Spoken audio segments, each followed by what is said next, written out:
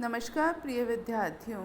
इससे पूर्व वाले वीडियो में हम ईथर की मेथड्स ऑफ प्रिपरेशन पढ़ चुके हैं। आज हम इसकी केमिकल रिएक्शंस पर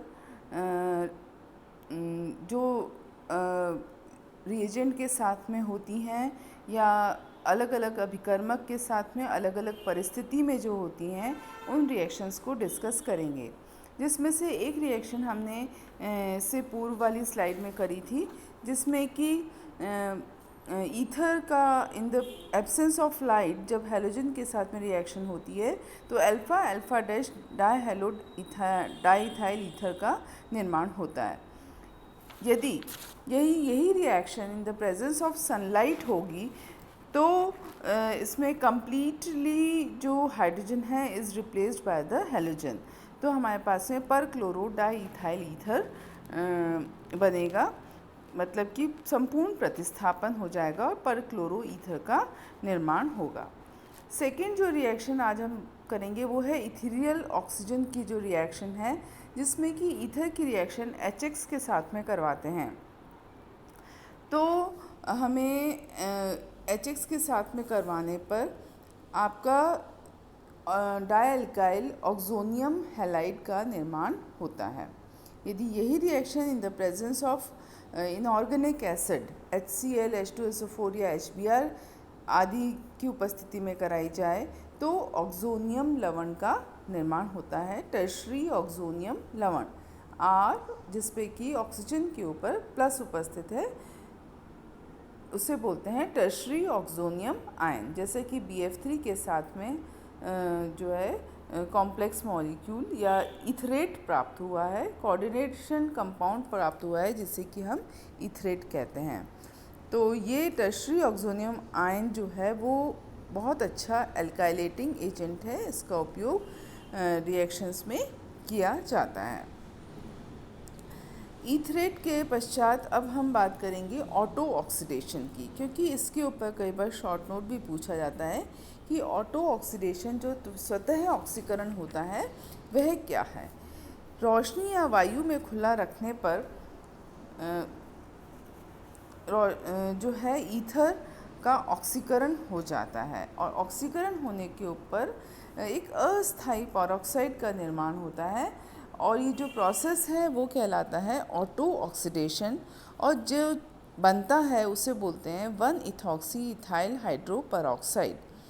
ये जिस पदार्थ का निर्माण होता है ऑक्सीडेशन से, ये एक तरह का एक्सप्लोजिव है और कई बार इसके द्वारा बड़ी बड़ी दुर्घटनाएं भी हो जाती हैं। तो इससे बचाने के लिए अधिकांशतः ईथर को अंधेरे में रखा जाता है और ब्राउन बॉटल में हमेशा रखा जाता है। Even it is place in the fridge के अंदर रखा, क्योंकि इसका बॉइलिंग पॉइंट बहुत कम होने के कारण ये एवापोरेट भी हो जाता है। तो पहली बात तो ये हुई कि इसे अंधेरे में रखने का कारण ये है कि इसमें स्वतः ऑक्सीकरण से इसे बचाया जा सके। अब यदि पेरोक्साइड ईथर में थोड़ी सी मात्रा में भी उपस्थित है तो इसकी जानकारी किस प्रकार से होगी। तो इसके लिए ईथर में फेरस अमोनियम सल्फेट या पोटेशियम थायोसाइनेट का विलयन जब डालते हैं तो पेरोक्साइड की उपस्थिति में होने पर गहरा लाल रंग उत्पन्न होता है। तो यह एक तरह का टेस्ट हो गया कि उसमें ये पदार्थ अस्थायी पेरोक्साइड उपस्थित है। और इस पेरोक्साइड को दूर करने के लिए कई बार कंसंट्रेट H2SO4 के साथ आसवन करते हैं, जिससे कि ऑफे फेरस आयन के साथ अभिकृत करते हैं, जिससे पेरोक्साइड क्रमशः ऑक्सीकृत या अपचयित हो जाता है। कई बार इस प्रकार का पेरोक्साइड न बने, इसके लिए इसमें थोड़ा सा क्यूप्रस ऑक्साइड भी मिला दिया जाता है, जिससे कि इसमें स्वतः ऑक्सीकरण की प्रक्रिया नहीं हो। नेक्स्ट जो रिएक्शन है वो हमारी है, जिसमें कि ईथर की रिएक्शन कंसंट्रेट सल्फ्यूरिक एसिड के साथ होने पर अल्टीमेटली हमारे पास में डिहाइड्रेशन हो जाता है, H2 का रिमूवल होता है और एल्कीन प्राप्त होता है। कई बार ये भी देखा गया है कि डाइल्यूट सल्फ्यूरिक एसिड के साथ में 2 अल्कोहल के मॉलिक्यूल प्राप्त होते हैं। नेक्स्ट रिएक्शन है जिसमें कि ईथर की रिएक्शन HI के साथ हाइड्रोजन हैलाइड के साथ में करवाई जाती है। तो ऐसी स्थिति में भी CO बंध का विदलन होता है, टूटता है और इसके साथ हैलोजन अम्ल की क्रियाशीलता जो है वो HI की सबसे अधिक क्रियाशीलता है, फिर HBr की है और फिर HCl की क्रियाशीलता है। तो क्रमशः जब ईथर की रिएक्शन HI के साथ होती है तो C2H5I और इथाइल अल्कोहल का निर्माण होता है। और कई बार ये देखा गया है कि उच्च ताप पर यदि रिएक्शन कराई जाए तो गर्म करके या उच्च ताप पर करवाई जाती है तो ये इथाइल अल्कोहल जिसका निर्माण हो रहा है वो वापस से अल्काइल हैलाइड में भी परिवर्तित हो जाता है।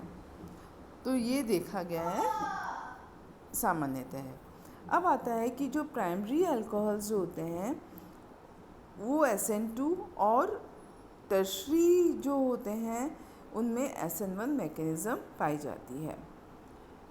नेक्स्ट पॉइंट है कि जब अल्काइल हैलाइड सिल्वर नाइट्रेट और एक्वस सिल्वर नाइट्रेट या उसकी उपस्थिति में रिएक्शन करता है तो ROH का निर्माण होता है और सिल्वर आयोडाइड बनती है। ये जो वॉलेटाइल मिथाइल आयोडाइड है जब इस तरह से रिएक्शन करता है और जब इसको फ़िल्टर किया जाता है और फ़िल्टर करने पर क्रमशः एल्कोक्सी ग्रुप का एस्टिमेशन भी किया जाता है।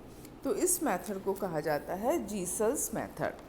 जीसल्स मेथड को समझने के लिए आप ये ध्यान रखिए कि जब मिथॉक्सी ग्रुप जो है जो कि ईथर में उपस्थित होता है उसको एक निश्चित मात्रा हाइड्रोजन आयोडाइड के साथ में गर्म किया जाता है और उससे मिथाइल आयोडाइड की जो वाष्प बनती है उस वाष्प को सिल्वर नाइट्रेट के साथ में रिएक्शन कराई जाती है तो उससे सिल्वर आयोडाइड का निर्माण होता है। जो सिल्वर आयोडाइड जो अवक्षय बनता है उसे छानकर अलग कर लिया जाता है और उसके द्वारा पता चलता है कि इसमें एल्कोक्सी समूह कितनी मात्रा में है।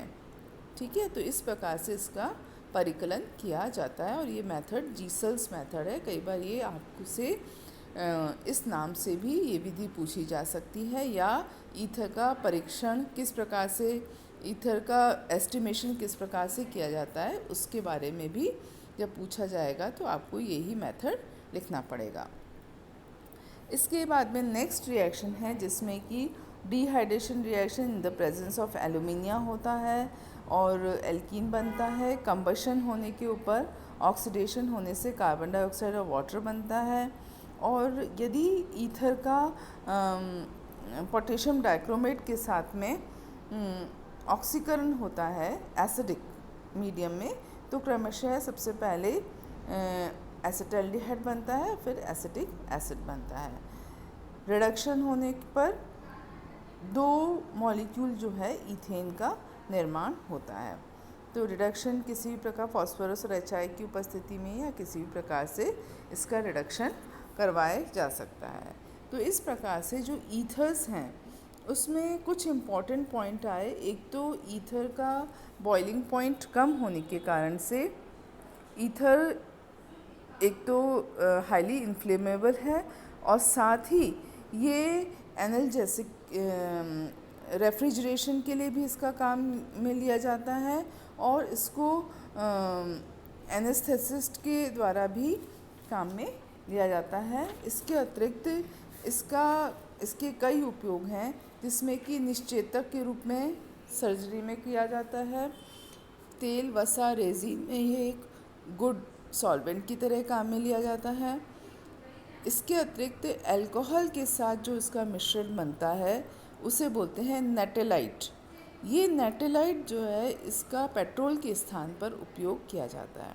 तो अगेन यदि आपसे ये पूछा जाता है कि नेटेलाइट क्या है, नेटेलाइट किसका मिश्रण होता है, तो अल्कोहल और ईथर के मिश्रण को नेटेलाइट कहा जाता है और इसको पेट्रोल के स्थान पर उपयोग में लिया जाता है। इसके अतिरिक्त कई बार परफ्यूम्स में या पाउडर वगैरह बनाने में भी इसका उपयोग लिया जाता है।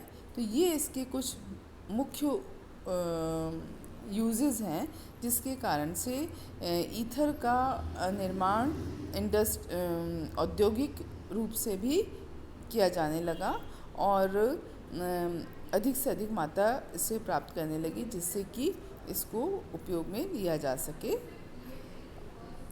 अब हम नेक्स्ट जो है वो इपॉक्साइड के बारे में पढ़ेंगे। ईथर की तरह ही इपॉक्साइड क्या है? इपॉक्साइड को आईयूपैक नेम ऑक्सीरेन बोला जाता है। इनके बारे में हम नेक्स्ट स्लाइड में डिस्कस करेंगे। आप ईथर वाले चैप्टर को अच्छे से रीड कर लें, उसके रिएक्शंस देख लें। यदि किसी भी प्रकार की कोई रिएक्शन समझ नहीं आई है तो आप उसे इसी माध्यम से पूछ भी सकते हैं। धन्यवाद।